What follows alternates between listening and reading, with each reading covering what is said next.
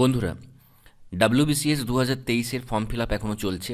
তার মাঝে আরেকটি সুখবর, government of India staff selection commission থেকে 6 মার্চ একটা নোটিফিকেশান এসছে। যে নোটিফিকেশানটি বলা হয়েছে notice for phase 11 2023 selection posts, অর্থাৎ সিলেকশন পোস্টের জন্য নোটিফিকেশান দিয়েছে। এই সিলেকশন পোস্ট ব্যাপারটা কি আমি তোমাদেরকে বলে রাখি। আমাদের স্টাফ সিলেকশন কমিশন যে সমস্ত এক্সামগুলো নিয়ে থাকে তার মধ্যে যেরকম এমটিএস, সিজিএল, সিএইচএসএল এই সমস্ত এক্সামগুলি আছে, জুনিয়র ইঞ্জিনিয়ার।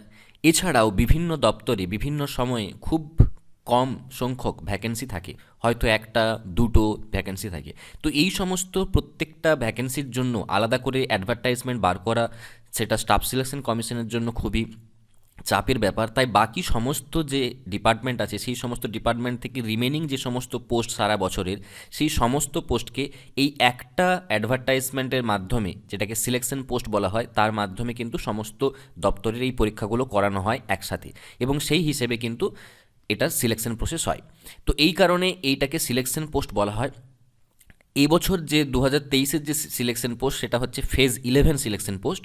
এই সিলেকশন পোস্টে প্রচুর পরিমাণে ভ্যাকেন্সি থাকে, এবং প্রত্যেকটা ভ্যাকেন্সির educational qualification, essential qualification, experience কিন্তু ডিফারেন্ট, এবং প্রত্যেককেই কিন্তু অন্য এক্সামে যেরকম একবার অ্যাপ্লাই করতে হয়, এই জায়গাতে প্রতিটা পোস্টের জন্য কিন্তু আলাদা আলাদাভাবে অ্যাপ্লাই করতে হবে। তো এই জায়গাতে আমি বলে দিচ্ছি, প্রথমে 6 মার্চ থেকে এটার অ্যাপ্লিকেশন চালু হচ্ছে এবং 27 মার্চ পর্যন্ত এর অ্যাপ্লিকেশন চলবে। তারপরে 27 মার্চের পর এখানে দেখো অফলাইন চালান যারা দিয়ে পেমেন্ট করবে তারা 28 মার্চ পর্যন্ত এটা চালান দিয়ে পেমেন্ট করার সুযোগ পাবে। এরপরে যদি কোনো ভুল হয়ে থাকে সেটা 3 এপ্রিল থেকে 5 এপ্রিলের মধ্যে এটা কারেকশন করা যাবে ফিস পেমেন্ট করে, এবং এটার এক্সাম হবে জুন জুলাই 2023 টেন্টেটিভলি। এখনও পর্যন্ত কোনো এক্সাক্ট ডেট কিন্তু বলা নেই। এরপরে আমি চলে যাচ্ছি এই যে অ্যাডভার্টাইজমেন্টটা আছে, অ্যাডভার্টাইজমেন্টটা টোটাল 135 পেজের। তো পুরোটা যদি ডিটেলসে ডিসক্রাইব করি তাহলে কিন্তু এটা ভিডিওটা প্রচুর লম্বা হয়ে যাবে। তাই যে পয়েন্টগুলো তোমাদের জন্য গুরুত্বপূর্ণ আমি সেই পয়েন্টগুলো একমাত্র তোমাদেরকে বলবো, বাকি যার যেটা দরকার সে কিন্তু এই পিডিএফটা থেকে দেখে নিতে পারে। এখানে প্রথমে বলে রাখি, যারা যদি কেউ গভর্নমেন্টের, সেন্ট্রাল গভর্নমেন্টের মেনলি বা স্টেট গভর্নমেন্টের কোনো জব করো, তাহলে সেই গভর্নমেন্ট জব চলাকালীন বা গভর্নমেন্ট জব তুমি যখন করছো সেই সময় তুমি কিন্তু এই পোস্টের জন্য যদি অ্যাপ্লাই করো তাহলে কিন্তু তোমাকে no objection certificate particular department থেকে তোমাকে কিন্তু জমা করতে হবে ডকুমেন্ট ভেরিফিকেশনের সময়, আদারওয়াইজ তোমাকে কিন্তু গ্র্যান্ট করা হবে না। এইখানে যদি কোনো দপ্তর থেকে তুমি এনওসি যদি না নিয়ে থাকো এবং সেই দপ্তর যদি কাউন্সিলের কাছে যদি অ্যাপিল করে যে এই ক্যান্ডিডেট আমার সিলেকশন পোস্টের জন্য অ্যাপ্লাই করেছে, তাহলে কিন্তু তোমার যে ক্যান্ডিডেচার আছে সেই ক্যান্ডিডেচারটা কিন্তু রিজেক্ট করে দেওয়া হবে। এরপরে চলে আসি এজ লিমিট। এজ লিমিট যা কিছু এই পোস্টের জন্য কাউন্ট করা হবে সেটা 1 জানুয়ারি 2023-এর রেসপেক্টে কাউন্ট করা হবে। এখানে প্রত্যেকটা পোস্টের জন্য আলাদা আলাদা এজ লিমিট আছে, তবে আমি ইন জেনারেলি তোমাদেরকে বলে নিচ্ছি, আপার এজ লিমিট ম্যাক্সিমাম 30 ইয়ার্সই আছে। তবে যাদের ক্ষেত্রে কোনো ক্যাটাগরি আছে, যারা এসসি, এসটি, ওবিসি বা এই সমস্ত বিভিন্ন এক্স সার্ভিসম্যান, পিডাব্লিউবিডি থেকে বিলং করে, তাদের কিন্তু পারমিসিবল এজ রিল্যাক্সেশন আছে, সেটা কিন্তু এইখানে পুরো ডিটেলসে দেওয়া আছে, তোমরা দেখে নিতে পারো। তো 30 ইয়ার্সের পর ইন জেনারেল ক্যাটাগরিতে যারা আছো তাদের ক্ষেত্রে কিন্তু কোনো রকম পোস্ট নেই, আর ম্যাক্সিমাম পোস্টগুলোই কিন্তু 25 থেকে 30 বা এইরকম একটা রেঞ্জের মধ্যে আছে। সেটা তোমরা প্রত্যেকটা পোস্টকে আলাদা আলাদাভাবে তোমরা চেক করে নিতে পারো। এরপরে চলে আসছি এক্স সার্ভিসম্যানদের। এক্স সার্ভিসম্যান যারা আছেন তারা কিন্তু একমাত্র গ্রুপ সি পোস্টের জন্যই অ্যাপ্লাই করতে পারবে, গ্রুপ এ, বি এবং ডি পোস্টের জন্য কিন্তু অ্যাপ্লাই করতে পারবে না। এইখানে আমি আগেই বলেছি, এজ লিমিট যখন ক্যালকুলেট করা হবে তখন সেটা 1 জানুয়ারি 2023-এর রেসপেক্টে ক্যালকুলেট করা হবে, এবং এসেন্সিয়াল কোয়ালিফিকেশন এবং এক্সপিরিয়েন্স যেটা কাউন্ট করা হবে সেটা 27 মার্চ 2023-এর রেসপেক্টে কাউন্ট করা হবে। এই ক্ষেত্রে বলে রাখি, যদি কারো এখনও সার্টিফিকেট বা মার্কশিট হাতে পাওনি কিন্তু সে চাইছো যে ডকুমেন্ট ভেরিফিকেশনের সময় সে সেটা পেয়ে যাবে, যদি ডকুমেন্ট ভেরিফিকেশনের সময় সেই কোয়ালিফিকেশন বা এক্সপিরিয়েন্স যদি তোমার না হয়ে থাকে তাহলে কিন্তু তোমার ক্যান্সেল হয়ে যেতে পারে। তো এই জায়গাতে 27 মার্চ 2023-এর মধ্যে যদি তোমার সমস্ত কিছু কোয়ালিফিকেশান এবং এক্সপিরিয়েন্স মিট করে তোমার যে পোস্টের জন্য তুমি অ্যাপ্লাই করছো, তবেই তুমি অ্যাপ্লাই করো, আদারওয়াইজ কিন্তু ওটা অ্যাপ্লাই করার কোনো মানে হয় না। এরপর বলা হচ্ছে, যদি কেউ বিটেক ডিগ্রি বা ডিপ্লোমা ডিগ্রি ইঞ্জিনিয়ারিংয়ের ক্ষেত্রে করে থাকে এবং সেটা ইগনু থেকে করে থাকে, এবং সেই ডিগ্রিটা যদি 2009-10 একাডেমিক ইয়ারের মধ্যে হয়ে থাকে তাহলে সেটাকে ভ্যালিড ডিগ্রি বলা হবে, কিন্তু 2009-10-এর পর যদি ইগনু থেকে কেউ ডিগ্রি করে থাকে ইঞ্জিনিয়ারিং তাহলে সেটা কিন্তু ভ্যালিড কাউন্ট করা হবে না। এখানে এবার হাউ টু অ্যাপ্লাই আসছি। এখানে প্রথম কথা হচ্ছে বিভিন্ন দপ্তর থেকে বিভিন্ন রকমের পোস্ট আসে, প্রত্যেকটা ক্যাটাগরি অফ পোস্টের জন্য একজন ক্যান্ডিডেটকে কিন্তু সেপারেটলি অ্যাপ্লাই করতে হবে এবং প্রত্যেকবার কিন্তু সেপারেটলি ফিস পেমেন্ট করতে হবে। এরপর যে অ্যাপ্লিকেশনটা থাকবে সেই অ্যাপ্লিকেশনটা অফিসিয়াল ওয়েবসাইট যেটা আছে ssc.nic.in, এই অফিসিয়াল ওয়েবসাইট থেকেই একমাত্র অনলাইনেই আবেদন করা যাবে, কোনো অফলাইন ফর্ম ফিল আপ কিন্তু এটা হবে না। ফর্ম ফিল আপের লাস্ট ডেট 27শে মার্চ 2023 রাত্রি 11টা পর্যন্ত। প্রত্যেক ক্যান্ডিডেটদেরকে বলা হচ্ছে যে লাস্ট ডেটের জন্য কেউ কিন্তু ওয়েট করবে না, কারণ লাস্ট ডেটে প্রচুর পরিমাণে সার্ভারের চাপ থাকে, সেই কারণেই তোমার অ্যাপ্লিকেশনটা কিন্তু তুমি সাবমিট করতে নাও পারো। এরপরে বলা হচ্ছে candidate should apply only once for one category of post. একটা ক্যাটাগরি পোস্টের জন্য একমাত্র একবারই তুমি অ্যাপ্লাই করতে পারবে। যদি তুমি মাল্টিপল অ্যাপ্লাই করো তাহলে কিন্তু তোমার মাল্টিপল অ্যাপ্লিকেশন কিন্তু রিজেক্ট করে দেওয়া হবে। এরপর বলছে after successful submission of online application candidate must take a print out. তোমরা প্রত্যেকটা পোস্টের জন্য যখন অ্যাপ্লাই করবে তখন প্রত্যেকটা পোস্টের যে পিডিএফ ফর্মটা অ্যাপ্লিকেশন ফর্ম যেটা বেরোবে সেটা তোমাদেরকে কাউন্সিল কমিশন বলছে তোমাদেরকে প্রিন্ট করে রাখতে, কিন্তু আমি বলবো এখন থেকে প্রিন্ট করার কোনো দরকার নেই। তোমরা চাইলে তোমাদের যে জিমেল ড্রাইভ, গুগল ড্রাইভ যেটা আছে সেই গুগল ড্রাইভে তোমরা এই যে তোমাদের অ্যাপ্লিকেশন ফর্মগুলোকে তোমরা কিন্তু ফোল্ডারের মধ্যে সেভ করে রাখতে পারো। ইন ফিউচার যখন কাউন্সিল ডকুমেন্ট ভেরিফিকেশন বা আদার্স কোনো কাজের জন্য তোমাদেরকে সেগুলো চাইবে, তোমরা কিন্তু যাতে সহজেই সেগুলি প্রিন্ট আউট করে তাদের সেটা শো করতে পারো। এরপর অ্যাপ্লিকেশন ফিসে চলে আসি। প্রত্যেকটা অ্যাপ্লিকেশনের জন্য ফিস দিতে হবে 100 টাকা, সেটা সর্বসাধারণের জন্য, কিন্তু যারা উইমেন ক্যান্ডিডেট এবং যারা SC ST OBC পিডাব্লিউবিডি ex serviceman candidate আছে তাদের কিন্তু কোনোরূপ টাকা পয়সা পেমেন্ট করতে হবে না, তারা ফিজ এক্সেমটেড ক্যাটাগরির মধ্যে পড়ে। এই যে ফিস 100 টাকা, এই ফিসটা যে কোনোভাবেই তোমরা দিতে পারো, অনলাইন পেমেন্ট করতে পারো এবং এসবিআই ব্রাঞ্চে গিয়ে তোমরা অফলাইন চালানের মাধ্যমে পেমেন্ট করতে পারো। অনলাইনের ক্ষেত্রে debit card, credit card, net banking, UPI সমস্ত প্রসেস কিন্তু এখানে অ্যাপ্লিকেবল।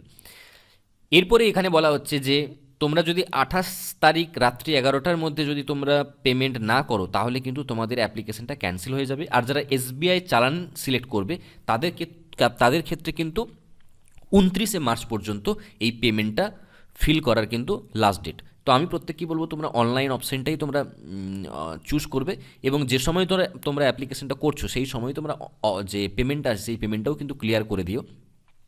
এতে করে তোমাদের সুবিধে হয়, তোমরা যদি পরবর্তীকালে ভুলে যাও বা লাস্ট ডেটে পেমেন্টের জন্য তোমরা চিন্তা করো সেই ক্ষেত্রে কিন্তু তোমাদের ওই প্রবলেমটা ফেস করতে হবে না, আদারওয়াইজ তোমাদের কিন্তু অ্যাপ্লিকেশনটা রিজেক্ট হয়ে যেতে পারে। এখানে বলছে application received without the prescribed fee. যদি তোমরা অ্যাপ্লিকেশন করো কিন্তু ফি তোমরা পেমেন্ট করোনি তাহলেও কিন্তু তোমাদের ফর্মটাকে ইনকমপ্লিট বলা হবে এবং সেটাকে অ্যাকসেপ্ট করা হবে না। এবারে window for application from correction. এরপর তোমরা যদি এই অ্যাপ্লিকেশনে কোনোরূপ ভুল করে থাকো সেই ভুলটা তোমরা কারেক্ট করতে পারবে। সেই ভুলটা দুটো ফেজে তোমরা কারেক্ট করতে পারবে।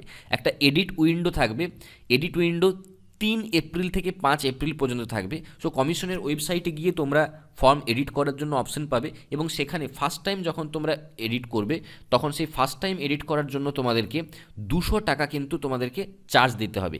এই ক্ষেত্রে বলে রাখি 200 টাকা যে চার্জ দেবে এই ক্ষেত্রে কিন্তু কোনো ফি এক্সেমটেড ক্যাটাগরি নেই। এইখানে উইমেন ক্যান্ডিডেট, এসসি এসটি সবার জন্য কারেকশন করতে গেলে কিন্তু তোমাদেরকে 200 টাকা চার্জ দিতেই হবে। এরপরে একবার কারেকশন করার পর তোমার যদি মনে হয় যে না আরও কোনো কিছু ভুল আছে আমি আবার কারেকশন করতে চাই, সেই ক্ষেত্রে কিন্তু তোমাকে 500 টাকা ফিস দিতে হবে। এই জায়গাতে আমি বলে রাখি তোমরা যখন ফর্ম ফিল আপ করবে তখন সেটা ভালোভাবে চেক করে নিও যাতে করে তোমাদের কোনো রকম ভুল ভ্রান্তি সহজে না হয়ে থাকে, কারণ যতবার তোমরা এগুলো করতে থাকবে তত বেশি তোমাদের কিন্তু পেমেন্ট করতে হবে। তো এই কারণে প্রত্যেকেই ফর্ম যখন সাবমিট করবে তখন ভালোভাবে চেক করে নিও।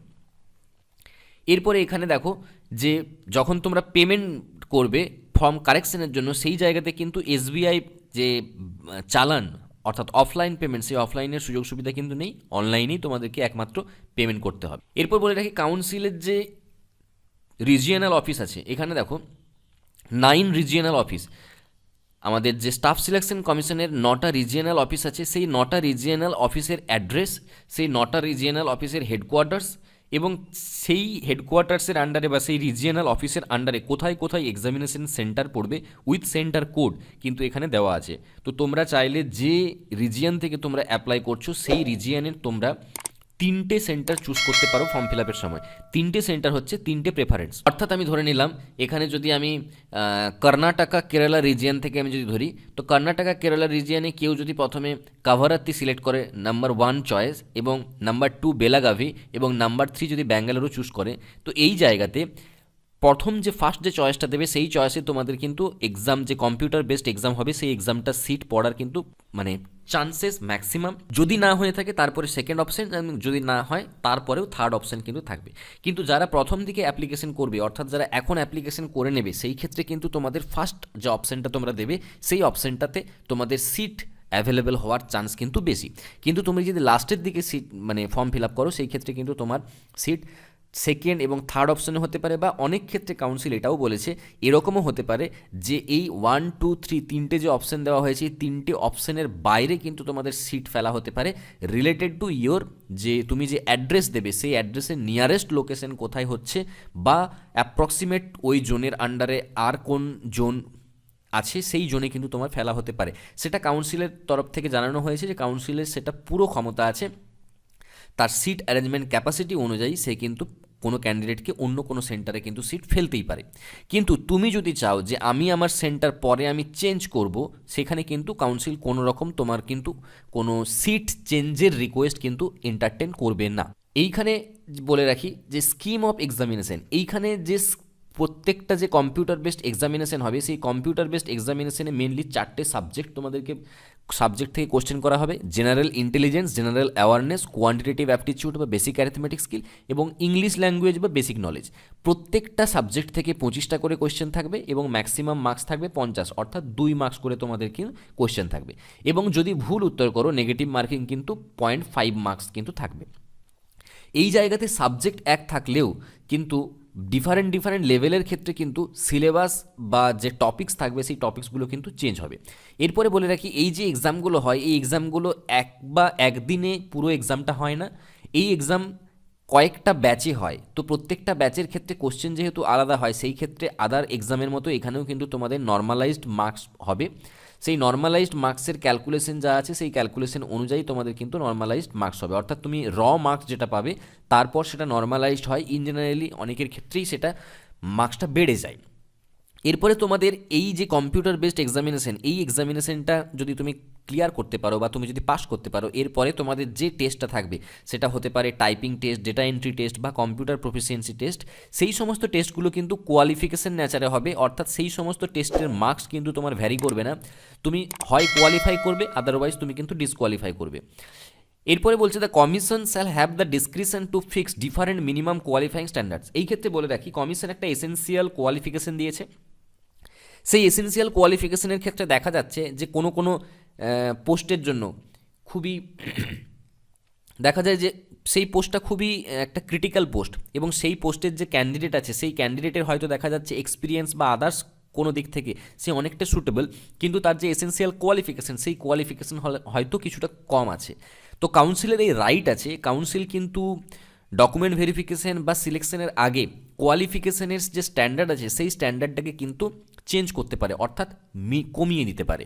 সেটা ডিপেন্ড করছে সুইটেবল ক্যান্ডিডেট এবং তার এক্সপিরিয়েন্স, তার যে ওয়ার্কিং কালচার, সে কোন জব করতো এর আগে, তার যে টোটাল যে ওয়ার্ক প্রোফাইল, সেই ওয়ার্ক প্রোফাইলের ওপর ডিপেন্ড করছে। এটা কাউন্সিলের কিন্তু পুরোপুরি এখানে ডিসক্রিপশন আছে। এরপরে অ্যান্সার কি যেটা আছে, তোমাদের কম্পিউটার বেসড টেস্ট হয়ে যাওয়ার পর তোমাদেরকে কাউন্সিলের অফিসিয়াল ওয়েবসাইটে তোমাদেরকে অ্যান্সার কি প্রোভাইড করা হবে। এরপর সেই অ্যান্সার কিতে যদি তোমার মনে হয় যে না অ্যান্সার কি ভুল দেওয়া আছে, তাহলে তুমি কিন্তু চ্যালেঞ্জ করতে পারো। প্রত্যেকটা কোয়েশ্চেনের জন্য 100 টাকা পে করে তুমি কিন্তু চ্যালেঞ্জ করতে পারো। যতগুলো স্টুডেন্টরা চ্যালেঞ্জ করবে সেই চ্যালেঞ্জগুলো কমিশন কিন্তু খতিয়ে দেখবে। খতিয়ে দেখার পর যদি কমিশন মনে করে যে না অ্যান্সার ভুল আছে, তাহলে সেই সঠিক অ্যান্সারটা দিয়ে তারপরে কিন্তু তোমাদের রেজাল্ট পাবলিশ করবে। এরপরে এখানে যে সিলেবাস ছিল, সেই সিলেবাসের ক্ষেত্রে বলে রাখি, সিলেবাস ম্যাট্রিকুলেশন অর্থাৎ ক্লাস 10+2 এবং গ্র্যাজুয়েশন বা তার ওপরের যে লেভেল আছে সেই লেভেলের ক্ষেত্রে কিন্তু এখানে সাবজেক্ট কিন্তু একই থাকলে সাবজেক্টের যে টপিক বা ডেপথ, সেই ডেপথ কিন্তু চেঞ্জ হবে। যারা 10th পাস করেছে তাদের ক্ষেত্রে এই সিলেবাসটা ফলো হবে। যারা 10+2 অর্থাৎ হায়ার সেকেন্ডারি লেভেলে এক্সাম দেবে তাদের ক্ষেত্রে এই সিলেবাসটা কোয়াইট ইলাবোরেটিভ, এবং যারা গ্র্যাজুয়েশন বা তার ওপরে যারা ডিগ্রি আছে তারা যখন এক্সাম দেবে তাদের ক্ষেত্রে এই সিলেবাসটা ফলো করা হবে। এটা হচ্ছে সবচেয়ে বেশি ডেপথ সিলেবাস, এবং সাবজেক্ট কিন্তু সেম, কিন্তু এখানে কোশ্চেনের ডেপথ কিন্তু বেশি হবে। এরপরে এখানে বলে রাখছি, the question in part A, B and D will be a level commensurate with the essential qualification with graduation, and question in part C will be 10 standard level. Part সিতে যে কোশ্চেনগুলো থাকবে সেই কোশ্চেনগুলো 10 স্ট্যান্ডার্ড লেভেলে হবে, এবং কোশ্চেনের পার্ট এ, পার্ট বি এবং পার্ট ডি এখানে যে কোশ্চেনগুলো হবে এই কোশ্চেনগুলো কিন্তু গ্র্যাজুয়েশন লেভেলের হবে এই ক্ষেত্রে। এরপরে এখানে অ্যাডমিশন টু দ্য এক্সামিনেশন, তোমরা এক্সামিনেশনে যখন দিতে যাবে সেই এক্সামিনেশনের কিন্তু প্রত্যেকটা পয়েন্টে কিন্তু তোমাদেরকে স্ক্রুটিনি করা হবে। প্রথম যখন এক্সামিনেশন দিতে যাবে সেই জায়গাতে তোমাদেরকে আইডি কার্ড দেখা হবে, সেই আইডি কার্ডের যদি কোনো রকম ভুল থাকে, ফটো, সিগনেচার, এভরিথিং যদি ভুল থাকে সেই ক্ষেত্রে তো প্রত্যেকটা স্টেজে কিন্তু তোমাদেরকে চেক করা হবে, এবং কোনো স্টেজে যদি কমিশন মনে করে যে কোনো রকম ডিটেলস তুমি যে ডিটেলস দিয়েছো এবং তার সাথে যদি মিসম্যাচ হয় তাহলে কিন্তু তোমার ক্যান্ডিডেটের কিন্তু ওই জায়গাতেই তোমাকে ডিসকোয়ালিফাই করে দেবে। এরপরে বলা হচ্ছে যে তোমরা যারা কম্পিউটার বেসড এক্সামিনেশনের জন্য অ্যাপিয়ার হবে তাদের প্রত্যেকের জন্যই কিন্তু অ্যাডমিট কার্ড আসবে, কিন্তু এখন কোনো অ্যাডমিট কার্ডই বাই পোস্ট তোমার বাড়িতে পাঠানো হয় না, প্রত্যেকটা অ্যাডমিট কার্ডই কিন্তু তোমাদেরকে অনলাইনে ডাউনলোড করে নেওয়া হবে। উইদাউট অ্যাডমিট কার্ড কিন্তু তোমরা পরীক্ষা হলে বসতে পারবে না, এবং এই অ্যাডমিট কার্ডটা কবে আসবে, তোমাদের যেদিন যেদিন এক্সাম হবে তার মোটামুটি 2 সপ্তাহ আগে তোমাদের কিন্তু এই অ্যাডমিট কার্ড চলে আসবে, যেখানে তোমাদের কোথায় তোমাদের সিট পড়েছে, কোন সিটিতে, কোন সেন্টারে, সেটা কিন্তু তোমরা ওখান থেকে দেখে নিতে পারবে। এরপর এখানে অ্যাডমিট কার্ড তোমাদেরকে অবশ্যই প্রিন্ট আউট করে নিয়ে যেতে হবে তোমাদেরকে, তার সাথে তোমাদেরকে ফটো আইডি কার্ড কিন্তু নিয়ে যেতে হবে, এবং 2টো পাসপোর্ট সাইজ কালার ফটোগ্রাফ। এখানে ফটো আইডি কার্ড কী আছে, photo ID card, Aadhaar card, voter card, driving licence, PAN card, passport, school বা কলেজের ID card, employee ID card, ex serviceman discharge book, তো এই সমস্ত যে অফিসিয়াল যে সমস্ত আইডি কার্ড সেই আইডি কার্ড কিন্তু নিয়ে যাবে, এবং আইডি কার্ডে অবশ্যই তোমার ছবি থাকতে হবে এবং সেখানে ডেট অফ বার্থ মেনশন থাকতে হবে। এই ক্ষেত্রে বলে রাখি, তুমি যে ডেট অফ বার্থ দিয়ে অ্যাপ্লিকেশনটা ফিল আপ করেছো তোমার আইডি কার্ডে যদি ডেট অফ বার্থ মিসম্যাচ থাকে তাহলে কিন্তু তোমাকে এক্সাম দিতে দেওয়া হবে না। তাই তোমরা খেয়াল রেখো যে ডেট অফ বার্থ তোমরা অ্যাপ্লিকেশনে দিচ্ছ তোমার আইডি কার্ডে, যে আইডি কার্ডে তোমার সেই ডেট অফ বার্থটা আছে তুমি কিন্তু সেই আইডি কার্ডটাই এক্সাম হলে নিয়ে যাবে, আদারওয়াইজ তোমাকে কিন্তু এক্সামে অ্যাপিয়ার হতে দেবে না। ডকুমেন্ট ভেরিফিকেশনের ক্ষেত্রে বলে রাখি, ডকুমেন্ট ভেরিফিকেশনের জন্য যখন তোমাকে কল করা হবে তখন তোমার যে যে ডকুমেন্টগুলো চাওয়া হবে প্রত্যেকটার কিন্তু অরিজিনাল ডকুমেন্টস থাকতে হবে, কোনো ইন্টারনেট কপি বা প্রভিশনাল বা কোনো জেরক্স কপি কিন্তু তোমরা নিয়ে গেলে কাউন্সিল সেটাকে এন্টারটেন করবে না। তো এই জায়গাতে প্রত্যেককে বলে রাখি, ডকুমেন্ট ভেরিফিকেশনের আগে তোমরা অবশ্যই প্রত্যেকটা ডকুমেন্টসের অরিজিনাল কিন্তু তোমাদের কাছে রেখো, এবং passport size photo, ID proof কাছে রেখো, সমস্ত কিন্তু অরিজিনাল। যদি অরিজিনাল না থাকে তাহলে কিন্তু তোমার ডকুমেন্ট ভেরিফিকেশন প্রসেস কিন্তু ক্যান্সেল হয়ে যাবে। এরপর ডকুমেন্ট ভেরিফিকেশন প্রসেসে কী কী অরিজিনাল ডকুমেন্টস লাগবে সেটা ডিটেলস এখানে দেওয়া আছে। তো মোটামুটি যেগুলো ম্যান্ডেটারি ডকুমেন্টস সেগুলো যেরকম ক্লাস 10th মার্কশিট, সার্টিফিকেট, যদি ক্লাস 12 হয়ে থাকো সেই এডুকেশনাল সমস্ত কিছু মার্কশিট এবং সার্টিফিকেট। এরপরে তোমার যদি স্পেশাল কোনো কিছু থাকে, যদি তোমার কোনো কাস্ট থাকে তাহলে কাস্ট সার্টিফিকেট, যদি তুমি পিডাব্লিউডি ক্যান্ডিডেট হও সেই জন্য সার্টিফিকেট, এইভাবে প্রত্যেকটা আলাদা আলাদা যে সমস্ত ক্যাটাগরি আছে সেই ক্যাটাগরির জন্য ডিফারেন্ট সার্টিফিকেট লাগবে। তো এটা যাদের জন্য অ্যাপ্লিকেবল তারা সেগুলো দেখে নিও। এরপরে সিলেকশন প্রসিডিওর কী আছে, সিলেকশন প্রসিডিওর নর্মাল তোমার যে কম্পিউটার বেসড এমসিকিউ কোয়েশ্চেন হবে সেই এমসিকিউ বেসড কোয়েশ্চেনের উপর ডিপেন্ড করে একটা মেরিট লিস্ট বানানো হবে। এই মেরিট লিস্ট যেটা বানানো হবে সেই মেরিট লিস্টের ক্ষেত্রে এরপরে একটা পাসিং মার্ক আছে এবং একটা কাট অফ মার্কস আছে। নর্মাল এই কাট অফ মার্কসটা এখানে দেওয়া আছে, দেখো আনরিজার্ভডের ক্ষেত্রে 30%, ওবিসি ইডাব্লিউডিসি 25% এবং আদার ক্যাটাগরির জন্য 20%। এর মানে এই পার্সেন্টেজের নিচে যদি কেউ মার্কস পায় তাহলে সে অটোমেটিক্যালি ক্যান্সেল হয়ে যাবে এবং তার নাম আসবেই না। এরপর কথা হচ্ছে তাহলে কি 30% মার্কস পেলে আমি পাস করে যাব? না, এরপর সেটা ডিপেন্ড করছে ওই ডিপার্টমেন্টে যে ক্যাটাগরির জন্য তুমি এক্সাম দিয়েছো সেই ক্যাটাগরিতে কটি পোস্ট আছে এবং সেই পোস্টের হাইয়েস্ট মার্কস কত, তার উপর ডিপেন্ড করে এই কাট অফগুলো কিন্তু তৈরি করা হয়। ধরে নিলাম আমি কোনো একটা পোস্টে একটাই পোস্ট আছে, যদি একটা পোস্ট থাকে তাহলে সেই ক্ষেত্রে এখানে কাউন্সিল বলে দিয়েছে একটা পোস্টের জন্য যদি মিনিমাম 5টা যদি ভ্যাকেন্সিস থাকে তাহলে সেই ক্ষেত্রে একটা ভ্যাকেন্সির জন্য 30 জনকে ডাকা হবে, অর্থাৎ কল করা হবে। অর্থাৎ যদি কোথাও একটা ভ্যাকেন্সি থাকে তাহলে সেই ক্ষেত্রে কিন্তু যে ওই ক্যাটাগরির টপ 30 যারা আছে, যারা টপ 30 র্যাঙ্ক করেছে সেই টপ 30কে কিন্তু কল করা হবে।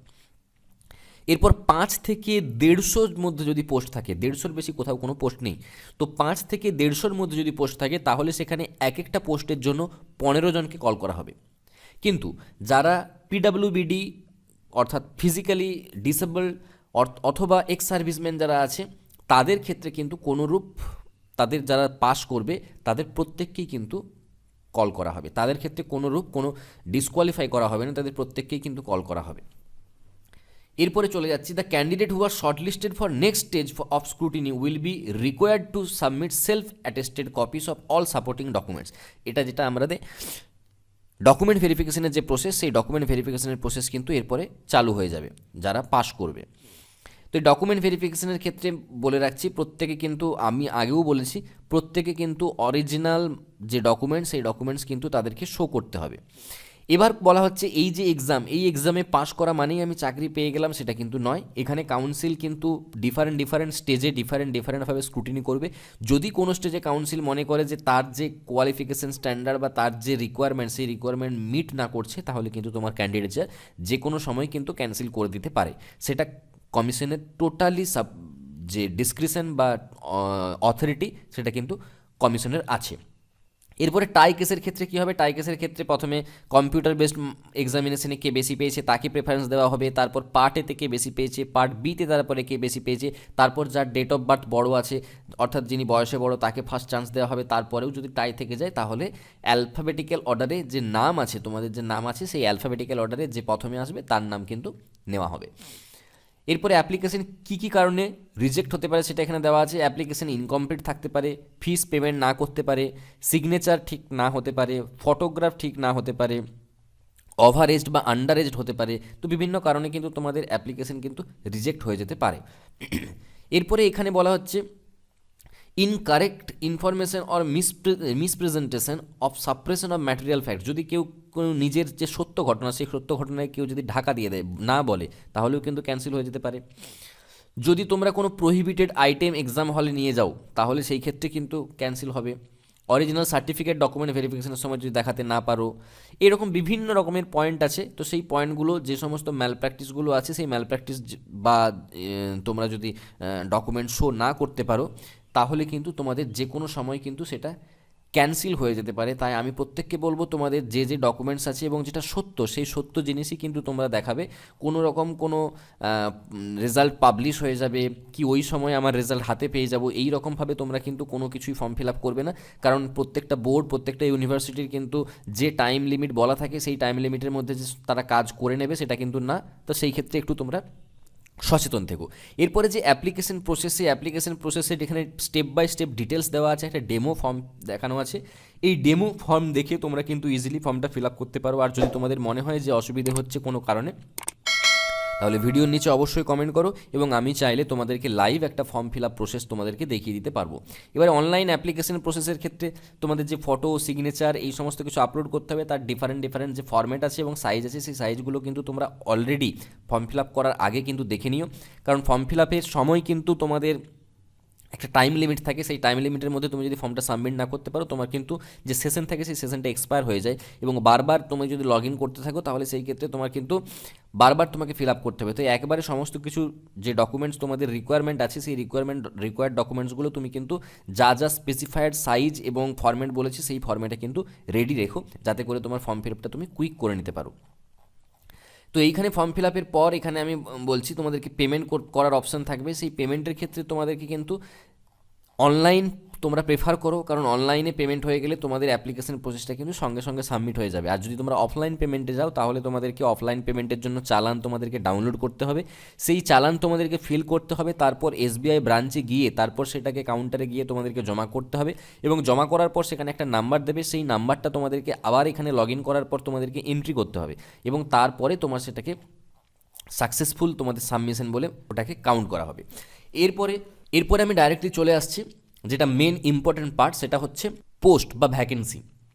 এই ক্ষেত্রে আমি বলে রাখছি, তোমাদের দেখো প্রত্যেকটা যে রিজিয়ন আছে, সেই রিজিয়নের ক্ষেত্রে আলাদা আলাদা, যেরকম এখানে দেখো নর্থ ওয়েস্টার্ন রিজিয়ন, এখানে প্রত্যেকটা পোস্টের জন্য আলাদা আলাদা নাম্বার আছে, পোস্ট নাম্বার। এই পোস্ট নাম্বারগুলো কিন্তু তোমরা যে পোস্টের জন্য তোমরা অ্যাপ্লাই করতে চাইছো, এই পোস্ট নাম্বারগুলো প্রথমে কিন্তু তোমরা একটা সাদা কাগজে তুমি কিন্তু লিখে নিও কী কী পোস্টের জন্য তুমি এলিজিবল, প্রথম কথা। সেই এলিজিবিলিটির পর তারপরে তুমি কোন কোন পোস্টের জন্য অ্যাপ্লাই করবে সেটা কিন্তু তুমি শর্ট আউট করে নিও, তারপরেই তুমি কিন্তু অ্যাপ্লাই করতে জন্য করো। কারণ আলটিমেটলি তুমি অ্যাপ্লাই করতে গিয়ে এখানে এত পোস্ট আছে, সেই পোস্ট যদি তুমি এখন সার্চ করতে যাও তাহলে কিন্তু তোমার অ্যাপ্লিকেশনের প্রসেসটা সেশন আউট হয়ে যাবে। তাই আগে থেকে তুমি এই প্রসেসগুলো কমপ্লিট করে নাও এবং যে যে পোস্টের জন্য তুমি অ্যাপ্লাই করছো সেগুলোকে আগে সিলেক্ট করে নাও।